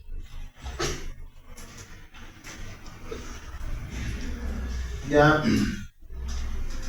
Ahora, la bilirrubina que se forma es poco soluble en el agua, por lo que en el plasma está ligada a la albúmina. La albúmina es la principal proteína plasmática. Ahí está la bilirrubina, que se conoce como bilirrubina no conjugada. La bilirrubina que salió de aquí directo, de aquí, esa bilirrubina, ¿ya? Se llama bilirrubina no conjugada. ¿Ya? Por lo tanto, eso que está ahí es bilirrubina no conjugada. Ahí hay una imagen tridimensional y esa es la albúmina. ¿Qué pasa con la bilirrubina? En el torrente sanguíneo, como la principal proteína es la albúmina, esa bilirrubina se une a la albúmina y viaja hasta el hígado. Y en el hígado hay unos receptores albúmina-bilirrubina que liberan a la bilirrubina de la albúmina y esta entra a los hepatocitos.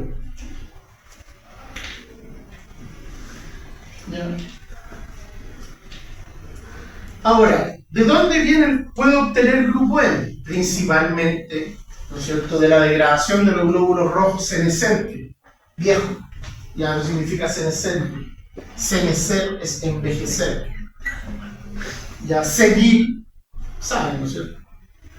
Me acuerdo lo que leí en una noticia, salió, golpean a ancianos de 51 años. En esta cosa que ponen abajo, ¿vieron esa noticia? Porque fue súper que no falla en Chile, más encima. Golpean a ancianos de 51 años, me dan risa los comentarios, anciano, tu madre.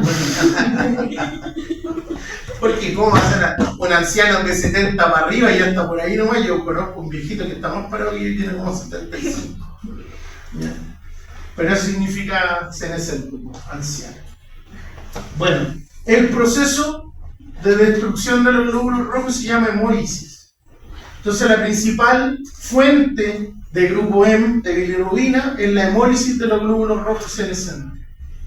Pero acuérdense que habían otras moléculas y otras proteínas que también tenían grupo M, como la mioglobina. Entonces, en menor proporción también puedo tener grupo M a partir de las hemoproteínas distintas a la hemoglobina, como la mioglobina, las catalasas, las peroxidasas, los citocromos, ya,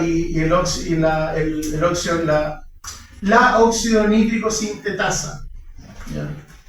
Que es una enzima que a partir de un aminoácido que se llama arginina produce óxido nítrico, importante a la hora de la vasodilatación. Ahora la hemoxigenasa entonces va a degradar al grupo M, va a generar biliverdina en una primera oportunidad para después por la biliverdina reductasa. Todo esto ocurre dentro del macrófago, ¿ya? Se transforma en bilirrubina, ¿ya? Y la bilirrubina tenemos dos, la conjugada y la no conjugada. Yo les voy a explicar de qué se trata, que una se llame conjugada. La primera bilirrubina, la que recién sale del macrófago, es no conjugada. ¿Por qué? Porque se conjuga en el hígado. ¿Qué pasa con las otras partes? Se transforman en monóxido de carbono, ¿ya? Y se forma carboxihemoglobina, que es la hemoglobina unida a las moléculas de CO2, y por lo tanto esa carboxihemoglobina después se transforma en hemoglobina y recibe al oxígeno, y ahí se llama oxihemoglobina, ¿ya? La carboxihemoglobina es la hemoglobina unida a las moléculas de CO2, ¿ya? Y la oxihemoglobina es la hemoglobina unida a los átomos de oxígeno, ¿ya? Ahora, si yo tengo un exceso de metaloporfirinas, inhibo a la acción de la hemoxigenasa y por lo tanto no proceso al grupo M, no lo metabolizo. Este es el control de esa vía metabólica, ¿ya? El aumento en la metaloporfirina. Ahora, ¿qué cosa es la conjugación? Hay una molécula, ¿ya?, que se llama ácido glucurónico. Cuando uno dice hemoglobina conjugada, es la molécula de bilirrubina conjugada, es la bilirrubina que está unida a una molécula de ácido glucurónico. ¿Dónde se conjuga? ¿Dónde se le pega el ácido glucurónico a la bilirrubina? En el hepatocito, en el hígado, ¿ya? Ahora, ¿de dónde viene el ácido glucurónico? ¿Ya? De un metabolismo que parte en glucosa unida a una molécula de uridil difosfato. O sea, necesito glucosa, por eso es que yo también cuando vimos metabolismo de hidratos de carbono le dije que la glucosa no la puedo eliminar por completo porque podría llegar a tener problemas hasta con la conjugación de la hemoglobina. Entonces, la glucosa en presencia de la UDP, glucosa deshidrogenasa, forma ácido UDP glucurónico, ¿ya? En ese paso reduce NAD, 2 moléculas de NAD. Pasa de 2 moléculas de NAD oxidado a 2 moléculas de NAD reducido. Después la UDP glucoriltransferasa une el ácido UDP glucurónico con bilirrubina y forma monoglucurónido de bilirrubina, ¿ya? Más UDP que se liberó, porque el ácido glucurónico paga con esa molécula de UDP. Y de nuevo, la UDP glucoriltransferasa une a ese ácido UDP glucurónico o a otro ácido UDP glucurónico más monoglucurónico de bilirrubina y forma diglucurónico de bilirrubina. ¿Qué significa eso? Que es una molécula de bilirrubina unida a 2 ácidos glucurónicos, ¿ya? Entonces, la bilirrubina unida a 2 ácidos glucurónicos es la famosa bilirrubina conjugada. ¿Dónde ocurre eso? En el hepatocito, en el hígado.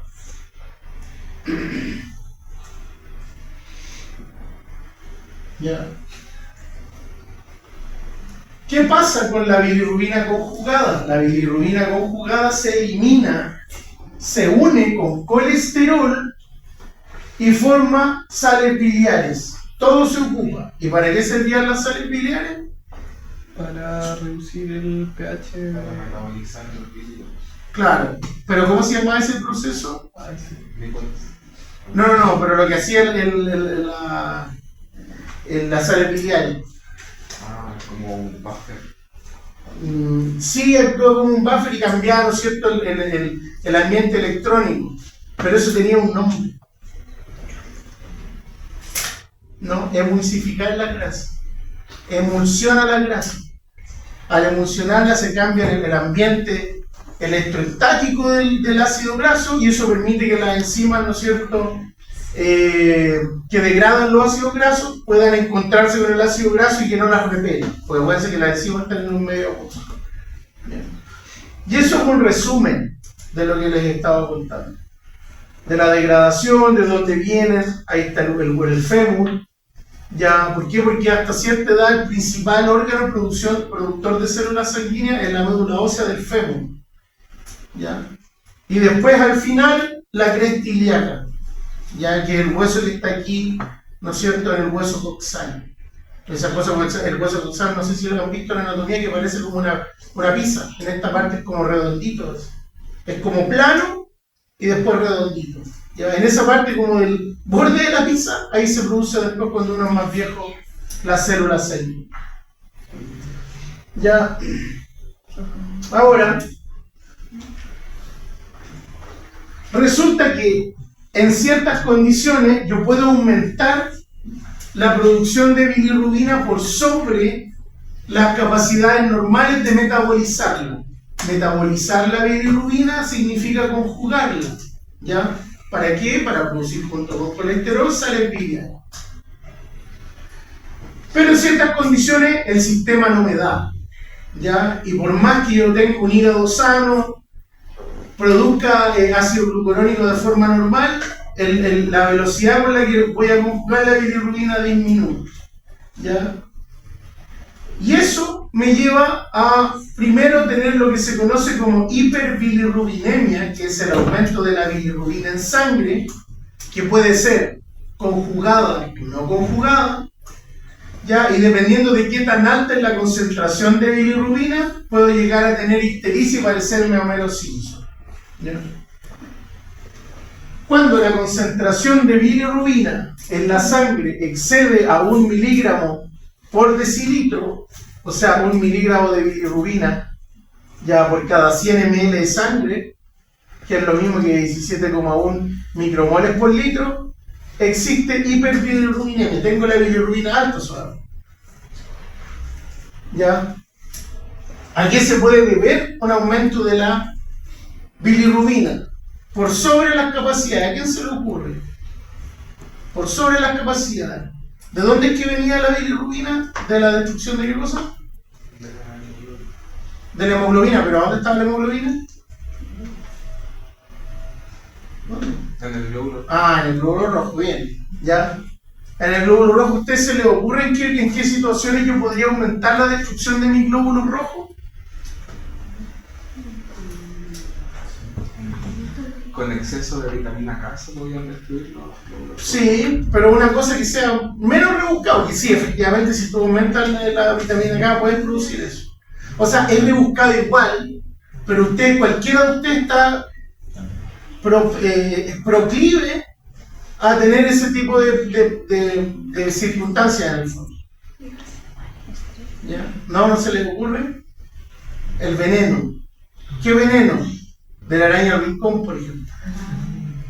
Ya, el veneno de la araña de rincón, ya, Loxosceles laeta, así se llama la araña de rincón, el nombre científico, es lítico, rompe células. ¿Qué es lo que pasa? Que nosotros tenemos la piel gruesa porque a más de alguno le ha picado una araña de rincón y ni se ha enterado. ¿Ya?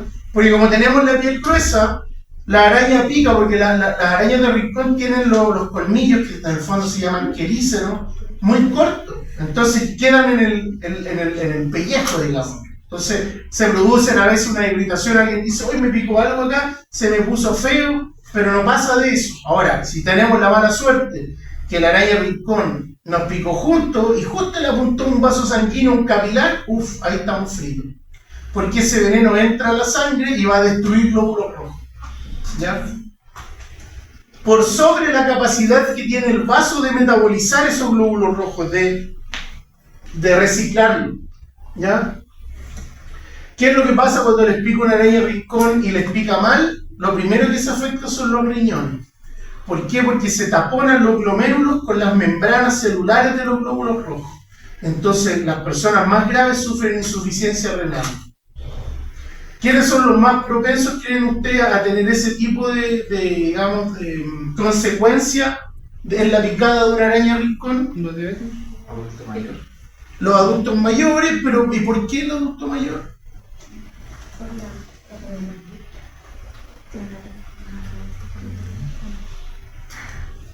¿De qué dependía que el veneno llegara a la sangre? ¿De dónde picaba? ¿No es cierto? Nosotros tenemos una piel, somos adultos, tenemos una piel gruesa. Entonces, ¿quiénes son los que están más propensos a sufrir, digamos, daño severo por una picadura de un araña rincón? Los niños. Los niños, ¿no es cierto? Especialmente un bebé con una piel muy delicada. ¿Ya? Ellos siempre son los más afectados. Entonces, una de las razones es esa. ¿Ya? Mayor producción de bilirrubina de la que el hígado normalmente puede excretar. Un ejemplo, la picadura de una araña. Ahora, si se nos ocurre, porque somos choros, irnos a meter a la India, ahí les puede picar cualquier cosa, hasta un hindú. ¿Ya? Una serpiente, qué sé yo, ustedes saben que en la India hay cobras, por ejemplo. El veneno de la cobra también es líquido. ¿Ya? Pero la araña, imagínense, produce un microlitro de veneno, una cobra produce varios ml, así que les encargo cómo se mueren de rápido si les pico una cobra. ¿Ya? Ahora, otra razón por la que se puede acumular la bilirrubina es porque el hígado no es falla. Entonces, el hígado no la conjuga o no deja que entre la bilirrubina. Hay patologías donde el hígado no reconoce la unión entre la bilirrubina y la albúmina y por lo tanto no le ingresa y al no ingresar al hepatocito no se conjuga. ¿Ya? Obstrucción de los conductos excretorios del hígado también pueden producir un aumento en la bilirrubina. ¿Ya? Esto es un circuito. La bilirrubina no conjugada viaja unida a la albúmina, llega al hepatocito, ingresa al hepatocito, se conjuga, sale del hepatocito, se transforma en sal biliar y va a dar, ¿no es cierto?, a la vesícula. Si yo pongo un tapón acá, la bilirrubina entra al hepatocito, se conjuga, pero se empieza a llenar como si fueran un globo. ¿Y qué es lo que pasa? La célula, como no la puede sacar por acá, la saca por donde entró. ¿Y de dónde viene? De la sangre. Entonces la bilirrubina conjugada se devuelve, hay un reflujo y aumenta el torrente sanguíneo. Eso se llama obstrucción. ¿Ya? Lo más clásico de las obstrucciones de las vías, ¿no es cierto? ¿Cómo se llama eso? ¿Aquí gente tiene esos problemas? Obstrucción, ¿con qué se me puede obstruir, ¿no es cierto? Por donde sale la bilis. Los cálculos. Los cálculos, ¿no es cierto? Los cálculos de la vesícula biliar. Ahora hay parásitos también que generan esto. Hay un parásito que se llama fasciola hepática. Siempre digo que les voy a poner una foto y nunca la coloco. Pero es un parásito grande, como de este porte, y tiene forma de hoja. Es como una hoja, ¿sí? ¿Ya? Es como una especie de, la forma parece una sanguijuela. ¿Ya? Pero es delgadito, es fino. ¿Qué es lo que hace? Que se enrolla, como cuando hacen los cigarros estos de tabaco. ¿Ya? Se enrolla la fasciola hepática y se introduce por el conducto colédoco y lo bloquea. Esa es la fasciola hepática. ¿Ya? Es como una hoja, es así, pero es grande. ¿Ese era el del salmón? No, ese es eso da por comer berros contaminados. O sea, los berros son como una ensalada. Sí. Obviamente los barros que uno compra en el supermercado son hidropónicos, pero por ejemplo en el sur se da mucho a la orilla de los estanques y salen unas plantas con una hoja chiquitita, son muy ricas. No coman de la orilla de los estanques porque ahí se asocian a la fasciola hepática. ¿Ya? Ahora, cuando las concentraciones de bilirrubina alcanzan entre los 2 a los 2,5 miligramos por decilitro, yo ya me pongo amarillo, me transformo en un habitante de Springfield, se llama, ¿no? ¿Pueblo de los Simpsons? Sí. Ya, pero fíjense una cosa, ¿por qué entre 2 a 2,5? ¿Por qué no más? El compañero hizo un gesto que habla más que 1000 palabras. Más de 2,5 miligramos no me alcanza a decir está amarillo, estoy en el hospital. ¿Ya? Porque afecta al sistema nervioso central. Como afecta al sistema nervioso central, lo deprime. Por sobre 2,5 caigo en coma. Entonces no da lo mismo si me ven amarillo, estoy hospitalizado. ¿Ya? Ahora, si yo estoy sano, me puedo mover todavía y veo que tengo el lugar donde uno puede apreciar de manera temprana la ictericia es en la esclerótica del ojo. Si yo me veo la esclerótica del ojo y toda, ojo, para que no se asusten, toda la esclerótica está amarilla, tengo ictericia. ¿Por qué les digo toda? Porque a veces se pone amarilla la parte del ojo que está aquí, ¿la han visto? Justo donde está el iris del ojo. En esta parte se tiende a poner amarillo, eso es por cansancio visual. Pero si yo tengo amarillo toda la esclerótica, o sea, todo lo blanco del ojo lo veo amarillo, tengo ictericia. ¿Ya? Ya estamos terminando. Esto es lo que pasa, este es lo que yo les decía, el circuito. Ya, aquí viene la albúmina unida a la bilirrubina en la sangre, aquí está la célula del hepatocito, aquí está el ducto biliar y obviamente después tengo la vesícula biliar. Si el receptor bilirrubina-albúmina no lo reconoce, tengo problemas en la captación y eso se llama enfermedad de Gilbert.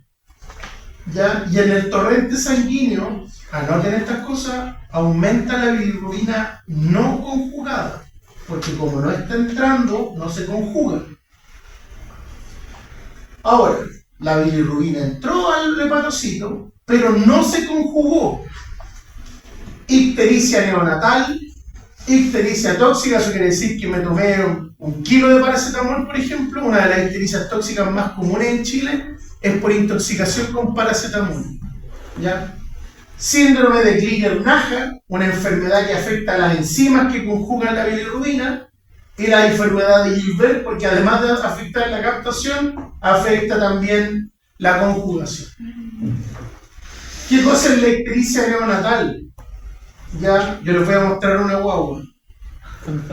Tienen inmadurez, muchos bebés nacen con inmadurez hepática, pero eso es normal, eso no es tan crítico.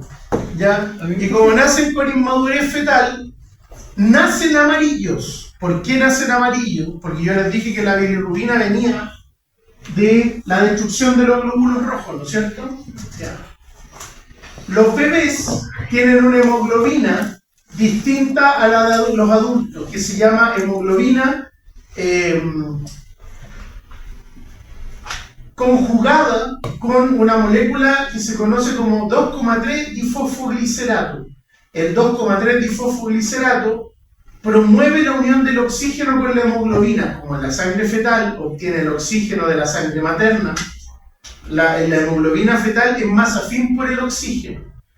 Pero cuando el bebé nace, apenas el bebé nace, todos esos glóbulos rojos con 2,3 difosfoglicerato en la molécula de hemoglobina se destruyen de manera masiva. Como hay inmadurez hepática, me pongo amarillo porque se me acumula la bilirrubina no conjugada. ¿Ya?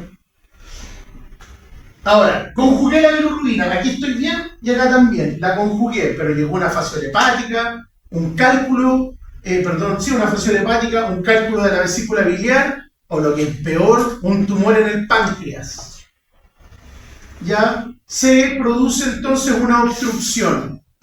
Pero además tengo el síndrome de Dubin-Johnson, que es un estrechamiento en el conducto, y el síndrome de Rotor, que también es un estrechamiento. ¿ya? Aquí, cuando yo tengo problemas en la secreción de la bilirrubina, voy a tener aumentado primero la bilirrubina conjugada y después aumentan tanto la conjugada como la no conjugada.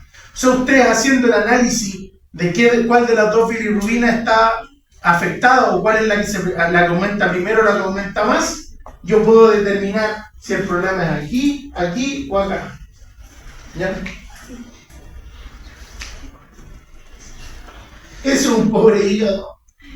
Así está nuestro hígado. El hígado, pucha que lo tratamos mal.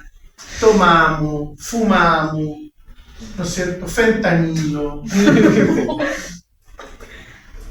marihuana, neopren. Es que todo se metaboliza en el hígado. Todos los fármacos se metabolizan en el hígado, las drogas se metabolizan en el hígado, el THC se metaboliza en el hígado. Ya, el tabaco, cuando ustedes fuman, ya, no sé quiénes fumarán acá, pero cuando yo no fumo, nunca he fumado, me encuentro que el piso más tonto que hay quemar la plata, así decía mi mamá. Prefiero tomármela. Pero ¿qué es lo que pasa? Que ustedes tragan saliva, ya con estos componentes de la nicotina, tragan, se absorben a nivel de los intestinos, que tiene que metabolizarlo el pobre hígado. Entonces ahí tenemos al hígado promedio. ¿Ya? Aquí tenemos una ictericia prehepática, entonces tienen que ver con la absorción o con un aumento en la producción, y aquí está ahí está la hemólisis, se fijan los pobres glóbulos rojos destruyéndose. ¿Por qué se puede producir? Ya les dije, los venenos, aquí dice incluso reacciones transfusionales. O sea, nos falta el tecnólogo médico charcha penca. Yo soy tecnólogo médico de formación y conocí a un tecnólogo médico que le determinó mal el grupo sanguíneo a un cristiano y en vez de transferirle, de transfundirle sangre del tipo A, le puso sangre de tipo B. No lo alcanzó a matar, pero podría, hace 20 años atrás, lo mata, o 30 lo mata. ¿Ya? Así que ojo con eso. Talasemias autoinmunes, enfermedades autoinmunes que también pueden afectar y pueden generar destrucción de los glóbulos. Después dice hepática, todos los síndromes que les dije, Krieger-Najjar, etc., pero también cáncer hepático, cirrosis, ya drogas y desórdenes congénitos. ¿Ya? Y finalmente los cohepáticos por obstrucción. Esa es la vesícula y tiene cálculos, ¿no es cierto? Y esos cálculos obstruyen el conducto. Y este es el pobre páncreas con un tumor pancreático. Ustedes saben que uno de los cánceres más desgraciados que hay es el de páncreas. Cuando ustedes les detectan cáncer pancreático, si está en estado avanzado, tienen que empezar a hacer ¿cómo se llama esto? El testamento, que en realidad aquí en Chile solo pueden testar el 25% para que lo sepan. El otro 75% se va sí o sí a sus descendientes, quieranlo o no. No es como en Estados Unidos que yo puedo dejar a todos mis hijos sin plata y donarle todos mis millones de dólares, que es lo que voy a hacer a mi perro. Acá en Chile no se puede. ¿En serio no se puede? No. Puedes testar solo, para que lo sepan, cultura general, el 25%. O sea, si tú tienes 100 millones, tú de esos 100 millones puedes sacar 25, es decir, le voy a dar, por ejemplo, a mi hijo, a uno de mis hijos, le voy a testar este 25%. Entonces a ese hijo tú le das 25 millones. Pero del otro 75%, si tienes 3 hijos, le corresponden igual parte a los 3 hijos, inclusive al que le diste los 25. ¿Y qué pasa con las propiedades? También lo mismo. Claro, es que finalmente eso todo lo meten en un saco y es plata. ¿Y si no, mamá no me va a poder dejar toda la herencia? ¿Ah? Si no tuvo descendencia. A los papás, a los hermanos, a los tíos y así, pues, hasta que aparece alguien. Si no tenía a nadie. Si no tiene a nadie, el Estado se queda con la plata. Si es que no aparece ninguna persona reclamando su herencia, para que lo sepan. O sea que mi mamá no me va a poder dejar. preciso al final que pasó en Chile. No, no puede. Ya. Bueno, y aquí está lo que yo les he contado: la ictericia neonatal, el síndrome de Krieger-Najjar, la enfermedad de Gilbert. No sé por qué eso quedó tan chiquitito, pero les quiero mostrar la foto. Esa guagua no está teñida, no está aumentado el color. Ustedes así, amarillito, pero usted sabe, si saben cómo le curaron esta situación. No, ¿Se han fijado? No sé si han visto los incubadores en los hospitales o en las clínicas, ¿Se han fijado que tienen como unos tubos fluorescentes arriba? Además de un calentador, los ponen debajo de luz blanca. Entonces todo el día te tienen con la luz blanca y se produce una pseudoconjugación y eliminas la bilirrubina. Ese es el tratamiento, se llama fototerapia. Ahora, si la guagua con fototerapia, ojo, sigue amarilla, puede ser que tenga un problema congénito y no va a conjugar la bilirrubina. Pero habitualmente la ictericia neonatal es benigna. Y esto es lo que yo les comentaba. La esclerótica es amarilla. A veces ustedes van a ver que aquí tienen amarillo en esta parte, pero eso es fatiga visual. Ya, para que no se asusten. Tiene que estar todo el ojo amarillo, así como ella. Que tampoco es un color, el ojo irritado se ve rojo, porque aumenta la presión de los vasos sanguíneos que hay en la esclerótica. ¿Ya? Pero así de amarillo, si ustedes tienen la esclerótica así de amarillo, están con ictericia, tienen que ir al médico. Porque quiere decir que el hígado algo tiene. La hepatitis es uno de los casos más frecuentes en donde uno ve ictericia. ¿Ya? ¿Alguna pregunta? ¿No? Nos vemos entonces, gente.